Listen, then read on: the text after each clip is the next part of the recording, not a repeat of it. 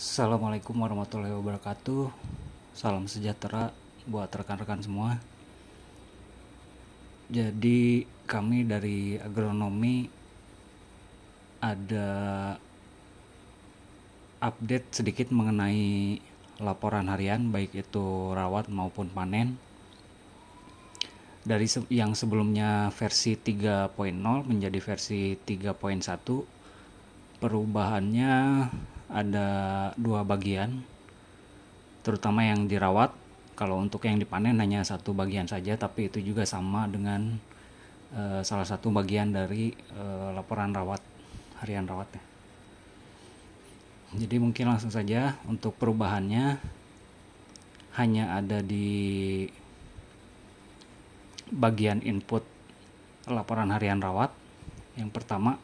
Bagian yang pertama itu ketika pengisian kode pekerjaan yang harus diisikan penggunaan bahannya, itu kami ada sedikit penambahan. Jika pekerjaan tersebut harus menggunakan bahan, maka di kolom-kolom bahan 1 sampai dengan bahan 3 ini akan berubah warna merah, yang indikasinya para kerani harus mengisi jenis dan jumlah bahan yang digunakan. Misalkan ketika pemilihan kode pekerjaan rawat piringan cemis, maka di kolom-kolom atau di baris bagian bahan 1 sampai 3 ini akan berwarna merah, dan ini menandakan bahwa kerani tersebut harus mengisi jenis bahan yang atau jumlah bahan yang digunakan gitu. Jadi khusus untuk pekerjaan-pekerjaan yang dirasa menggunakan bahan seperti rawat piringan cemis, kemudian pasar pikul TPA cemis, dan apabila pekerjaannya tidak memerlukan bahan, maka kolom tersebut akan kembali berwarna normal seperti ini. Nah, itu jadi perubahan yang pertama, mengingat masih banyak pengisian laporan harian yang pekerjaannya justru menggunakan bahan, tapi bahan-bahannya tidak diisi gitu. Itu perubahan yang pertama. Kemudian perubahan yang kedua, di LH rawat maupun di LH panen itu terdapat di bagian daftar upah, baik itu daftar upah borongan di LH rawat serta daftar upah harian di LH rawat. Jadi perubahannya itu, terima kasih kepada rekan-rekan yang sudah memberikan masukan. Untuk perubahannya sendiri, seperti contoh di sini kita ambil untuk daftar upah harian.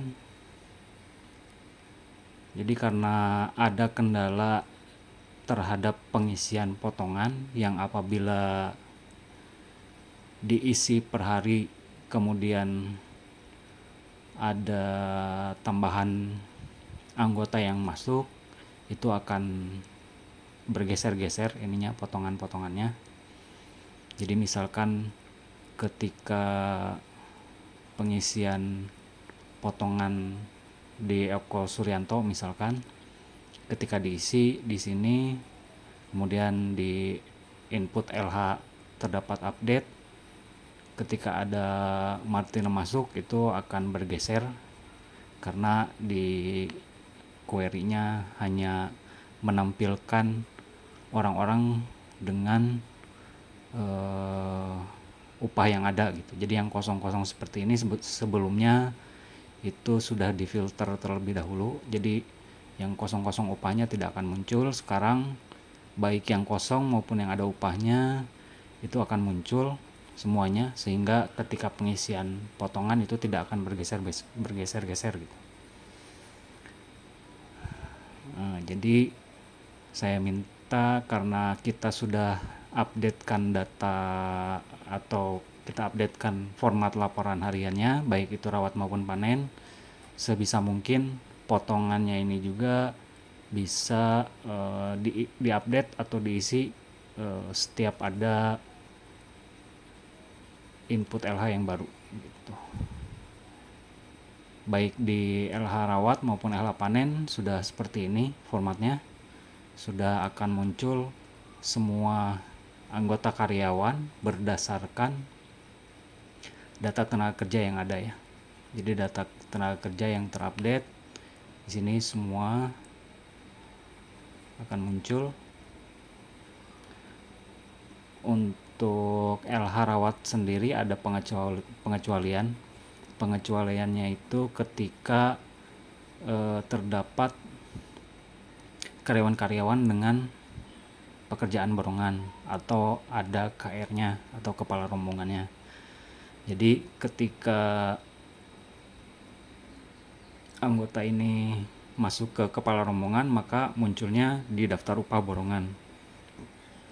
Di daftar upah harian hanya muncul karyawan-karyawan dengan upah hariannya gitu. Jadi di sini kalau misalkan kita lihat di nomor urut 50 bukan ke 51 tapi ke 64 karena dari 51 sampai 63-nya ada di daftar upah borongan.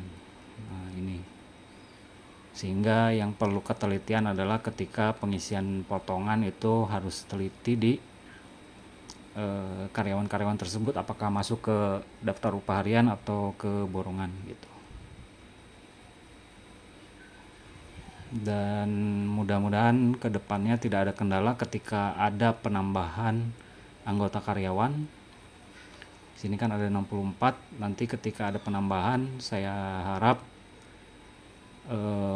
diisikan di nomor urut berikutnya yaitu 65 dan seterusnya. Dan diharapkan juga tidak menyisipkan atau mengganti data karyawan dengan nomor yang sudah ada, dengan nomor urut yang sudah ada. Misalkan di nomor urut 8 ini kita sudah tahu namanya atas nama Ardi Bingana, dan ketika ada data tenaga kerja atau ada datang tenaga kerja baru, diharapkan nomor 8 ini apabila sudah keluar tidak digantikan dengan yang baru. Jadi nomor urut yang 8 ini tetap atas nama Ardi Bingana, sedangkan data tenaga kerja yang baru dimasukkan ke nomor 65 dan seterusnya gitu. Sehingga data potongan di sini tidak akan bergeser lagi gitu. Kemudian yang harus kami sampaikan juga ketika sudah terisi potongan ini, karena terlihat terlalu banyak di sini yang kosong upahnya, diharapkan setelah fix datanya difilter saja di total upahnya, di total upah, jangan di gaji yang diterima ya, di total upah atau di laporan harian panen itu penghasilan brutonya, karena total upah ini juga berupa penghasilan bruto, jadi difilter saja. Untuk checklist total upah yang kosong itu dihilangkan, baru klik OK. Nah, maka akan muncul hanya karyawan-karyawan yang berpenghasilan saja gitu.